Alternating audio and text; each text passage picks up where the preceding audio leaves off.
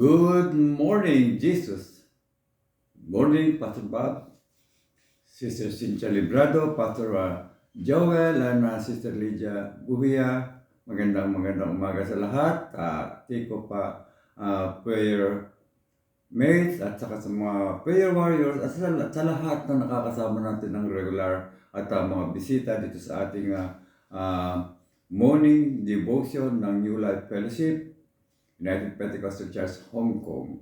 At napapanood sa marami pang dako ng mundo na nagkakaroon ng mga ganitong pagkakataon. Maraming salamat. Bago po natin simulan ng ating pag-aaral ng salita ng ating Panginoon Diyos ay iniimbitahan ko po ang lahat ng isang maikling panalangin.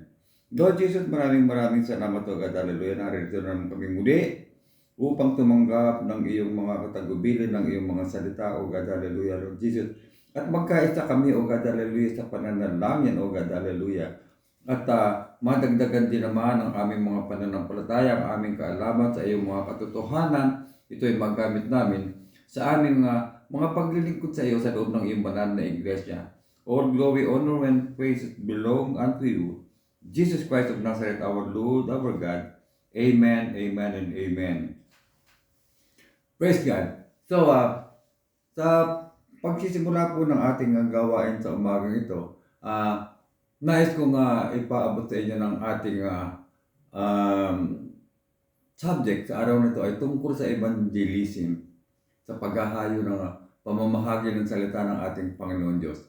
Allow me to read Ephesians 4, verses 11 to 13 na nagsasabi, "And He gave some apostles and some prophets, and some evangelists, and some pastors and teachers for the perfecting of the saints, for the work of the ministry, for the edifying of the body of Christ, till we all come in the unity of the faith and of the knowledge of the Son of God, unto a perfect man, unto the measure of the stature of the fullness of Christ."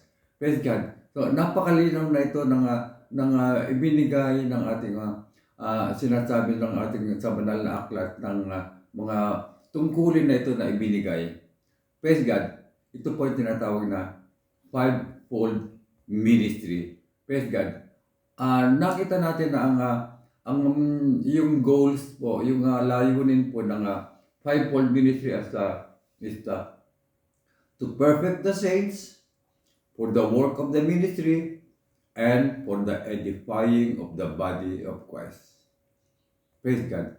So, itong goals na ito ng ating Panginoon Diyos ay hindi naman ito natapos o napagbugian doon sa mga sa simula pa lamang ng church age and then commanded by God to discontinue. Hindi.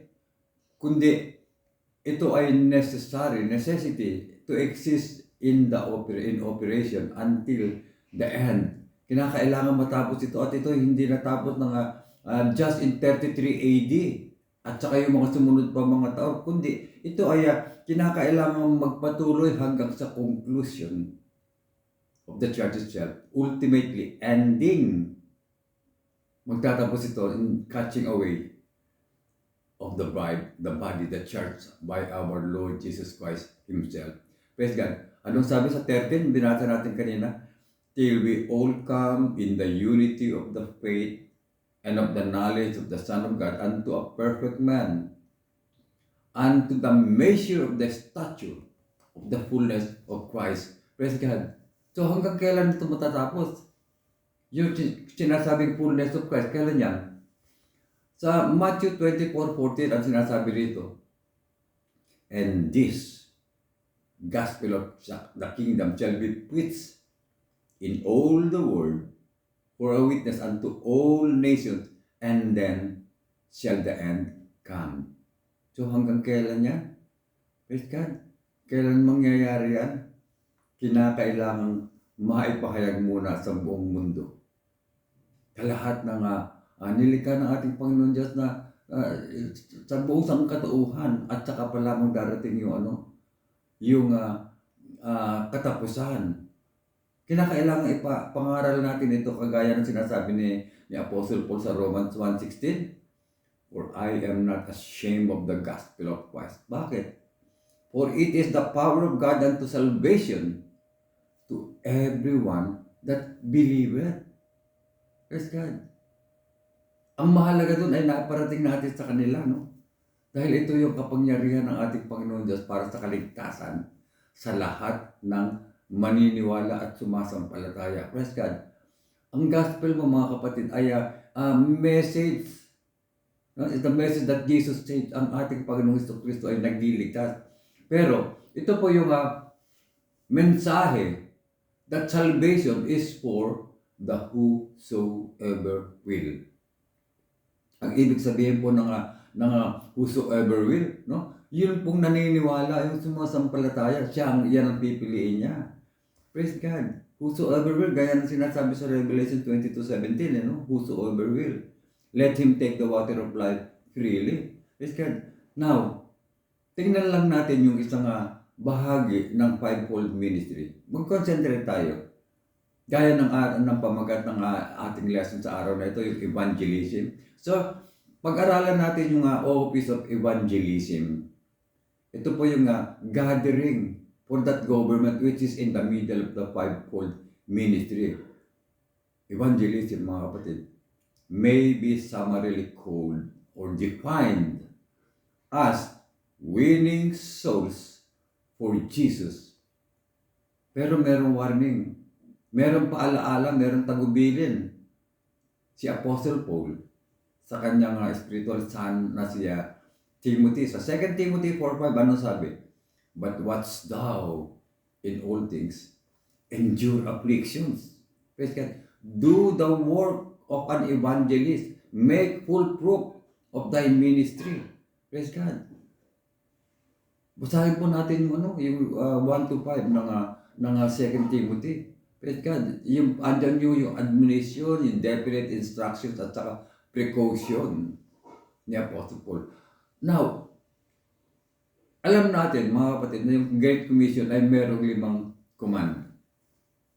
Go, preach, teach, baptize in the name, and observe all things. Kinakailangan, no?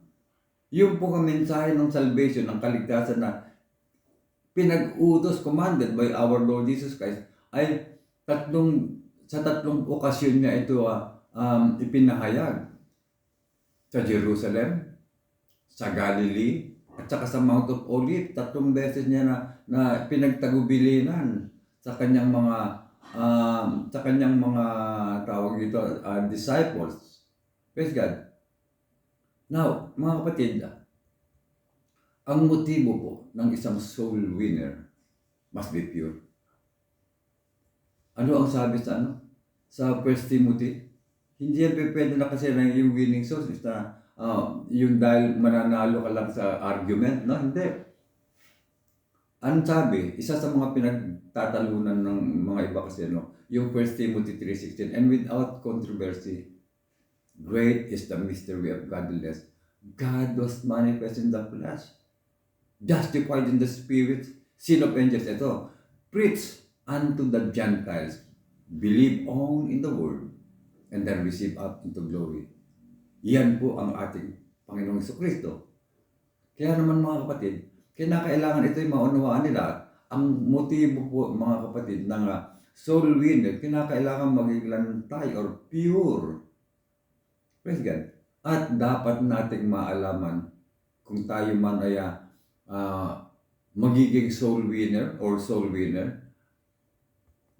Kinakailangan the soul winner must be fully persuaded that the 2 main agents in winning souls are the Holy Spirit and God's Word. Hindi maaaring yung sarili nating mga pananalita.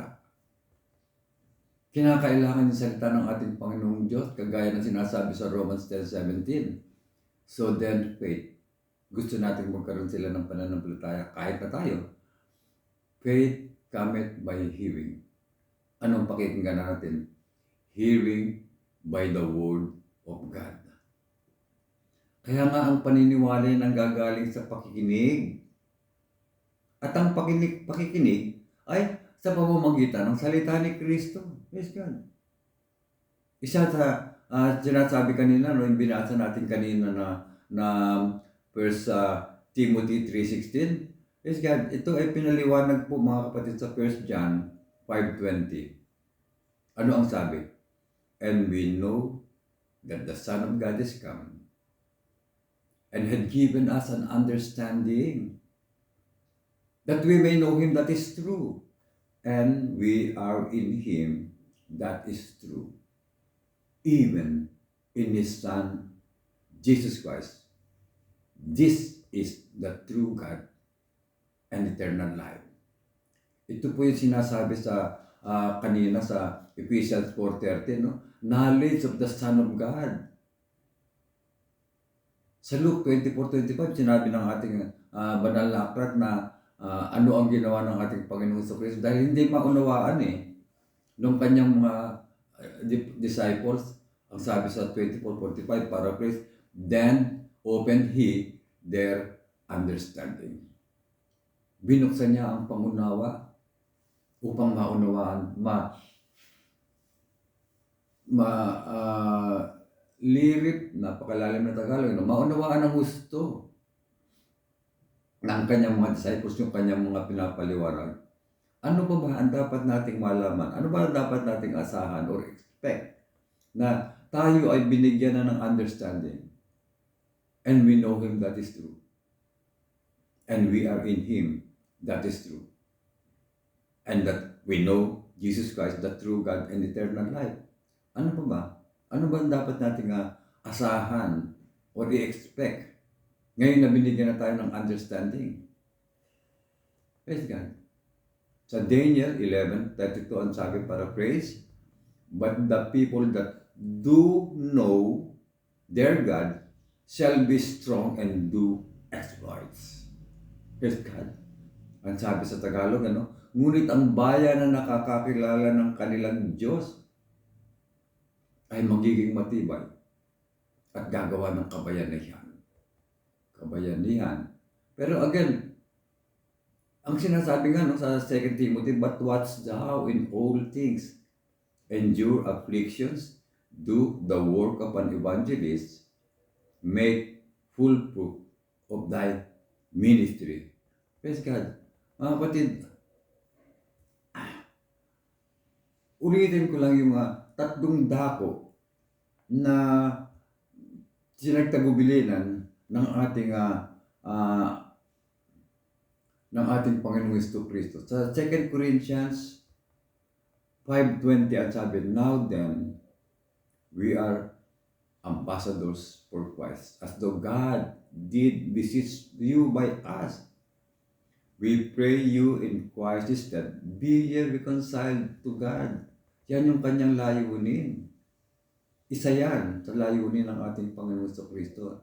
And then sa Matthew 4:18-19, and Jesus, walking by the Sea of Galilee, so two brothers, Simon called Peter and Andrew his brother, casting a net into the sea, for they were fishers. And he said unto them, follow me, and I will make you fishers of men. Praise God. Yan ang layunin ng ating Panginoon Kristo. At gayon din sa Mount of Olives, gayon sa Acts 8:4, at sinasabi rito, therefore they that were scattered abroad went everywhere preaching the word. Napakalaga. Hanggang kailan yan? And this gospel of the kingdom shall be preached in all the world for the witness unto all nations, and then shall the end come. Marami nagtatanong sa ngayon, lalo na mga panahon na ito.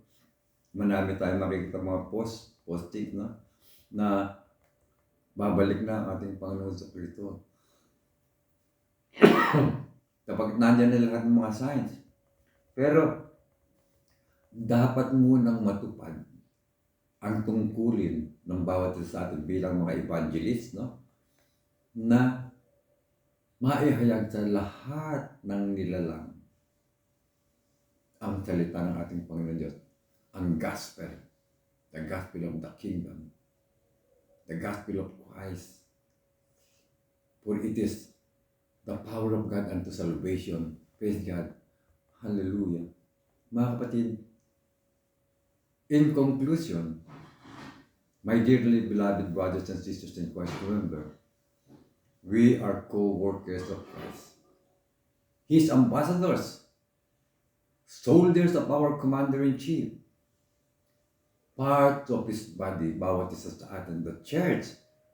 Therefore, mga kapatid, we must give and do our share to win souls for Him. Do the work of an evangelist. Isa sa napakagandang quotation na nabasa ko po, mga kapatid, and I would like to share it with you.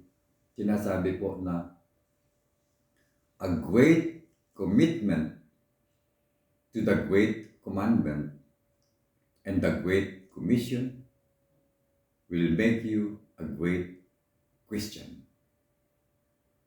Napakagandang mensahe rin naman ito, mga kapatid, para sa bawat isa sa atin, na yung commitment natin, huwag natin sayangin, no? Maging committed tayo sa Great Commandment and Great Commission upang kung inaasam natin na tayo maging isang dakilang Kristiyano, gawin natin yung ating tungkulin. Do the work of an evangelist, but must do in all things.